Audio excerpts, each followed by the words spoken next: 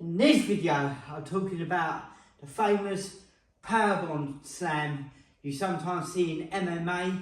Smith done it against Kazama a little while ago at UFC, got the knockout with it, and also famously Rampage Jackson, the knockout, how he did it. So in this video, I'm going to go through how exactly to do that slam to get out the triangle choke, the pros and cons, and how not to get slammed if you're doing the triangle choke on someone.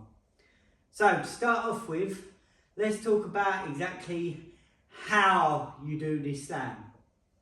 So, once they have you in the triangle choke, you need to get your legs either side of them and stack them up forward. And then you want to almost lean back to what will help bring them up, and then from there explode upwards. It's no good you're trying to lift up with your back. You could do it, but you've got to be super strong. But from there you want your body weight over the top of their legs from there, and then leaning back to lift them up. So again, you've got the triangle on me. I bring either leg either side like this, and then from there I want to lean my bum back to come up. Once I get into here, I want to explode up using my hips like a fust. Now, the main reason why this works is because they're so committed to getting the triangle choke on you. This really only works when they're that committed. As they're here with the triangle, they're reaching up as well, grabbing your head or grabbing their legs. They're trying to grab onto something to squeeze to finish the triangle. And that's what helps allow you lift. If not, if they try to lift like that, they're just going to be lifting you up like that, and they're not necessarily going to get the slam. So a perfect way of being able to test, to know straight away if you've got a possibility of maybe slamming them, is just to try and pull your head up. Because as, I know it's not locked up, but as they've got you in the choke, if you can't pull your head up, then you're getting pretty deep into the choke, and there's other escapes that ain't going to be available to you, so you might as well go for this slam from there. So again, they're holding on to you, they're grabbing on, and that's what allows you to fold them up, lean back, and explode up with it. Now, once you've got them in the air, how to slam them.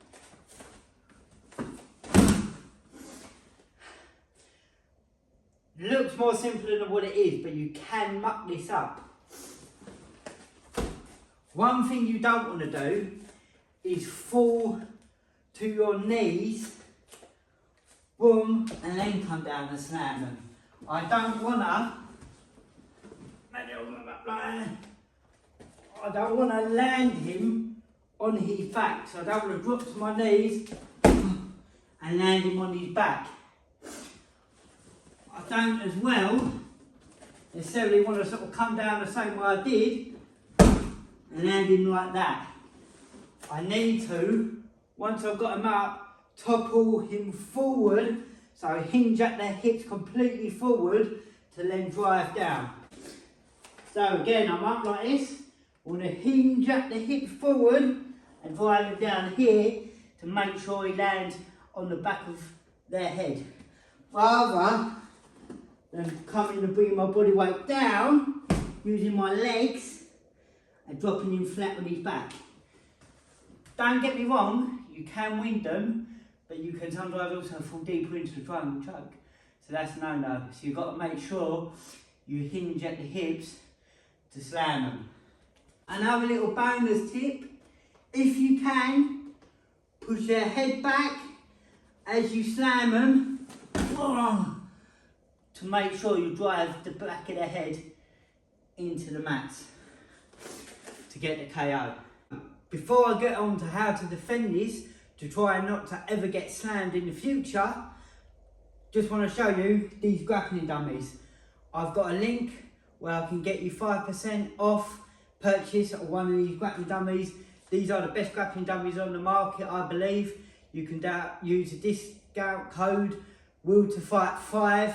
I will leave them in the description below, and I'll probably leave a pinned comment as well.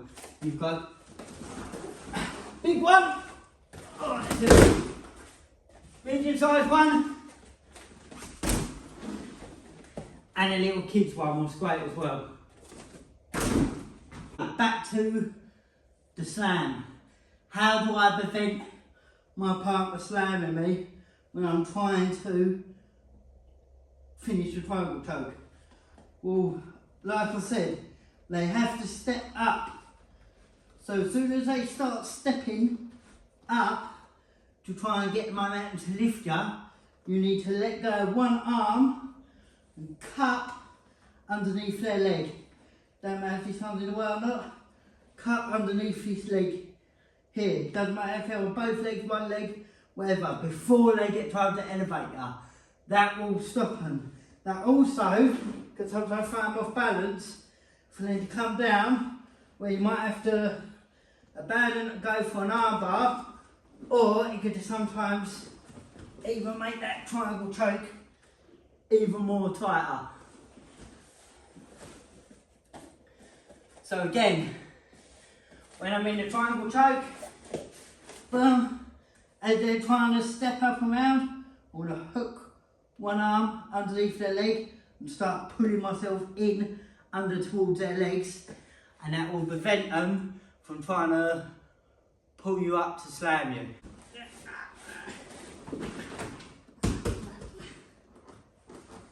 So let's just quickly finish with some pros and cons to this slam. Obviously, a major pro, if you pull this off, you get a big time KO. Not just that, it's a highlight reel KO. You're more likely gonna get lots of views, lots of people talking about it, means lots of eyes on you, more money, more notoriety, more of a bump up your career ladder. The cons of this move though, it takes a hell of a lot of effort. It takes a lot of explosive effort to do this. So if for whatever reason you don't put it off, then obviously you might end up gassing yourself out because it causes a lot of energy. Like I also said, if you do the slam slightly wrong, you can pull yourself into the triangle. Another pro, just quickly as well, is I don't actually think it's that complicated to do. And one of the only ways they can get out is by trying to hook and grab onto your leg. Some people say just let go. Yeah, you can just let go, but then you explode out of the triangle. So if they had me in a triangle, like this, and then they just let go of their arms, I can manage to pull out and do more of a traditional escape round. So I'm going to also put that as a pro. So in my eyes, it's a little bit high risk move, but high reward. But if you're that deep in the triangle anyway, you might as well try something if all else fails.